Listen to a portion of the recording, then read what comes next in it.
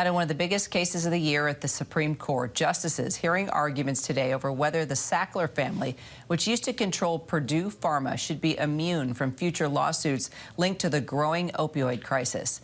As part of a bankruptcy deal, the Sacklers have agreed to pay $6 billion to fund opioid treatment.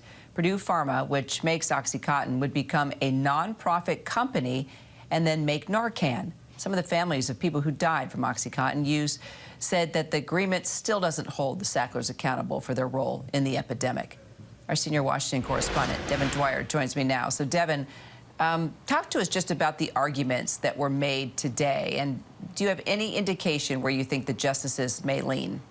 A fascinating case, Kira. This is one that pits the idea of money for victims, thousands of victims, as you say, from the opioid crisis.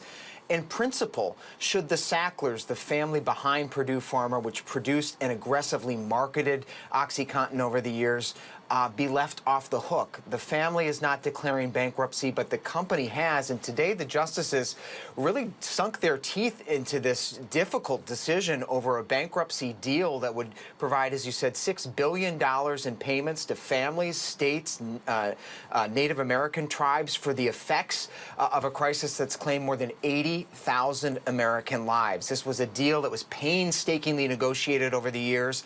A lot of families, the majority of families in this case, waiting for those payouts, approving of the payouts. But part of the deal, Kira, exempts the Sackler family that used to own Purdue Pharma from any future litigation. They are released from liability from individual lawsuits, and a small number of claimants and victims don't want that. They want, on principle, to be able to sue the Sackler family in court. And today, the justices really wrestled with that. They recognize that those victims have rights, too. They should be able, perhaps, to pursue those claims. On the other hand, it's a pretty good deal, many people say, for the victims. It's been a long time coming. This money would do a lot of good, they say, for abatement programs and remediation of the opioid crisis, and it will only go forward if the Sacklers are immune.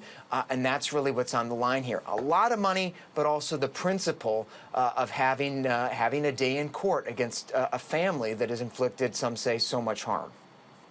So these were the first public arguments, actually, for the justices since Sandra Day O'Connor passed away. And I understand there was a bit of a special tribute to her at the High Court today. There was. You know, she's such a special figure still at the court. Her oil painting there hanging in the hallway. Kira, the first woman justice, of course, but also someone who has forged a path for women throughout the law and in politics. You see here black drapery hanging over the doors to the courtroom today as I and others went in to hear the oral arguments. The Chief Justice, John Roberts, also opened today's session, paying tribute to Justice O'Connor, calling her not just a trailblazer, but someone who yoked the justices together. You know, she joined the court at a time when it was all men, and it was her that began the tradition of requiring the justices to have lunch in person. Believe it or not, they didn't do that before she was there.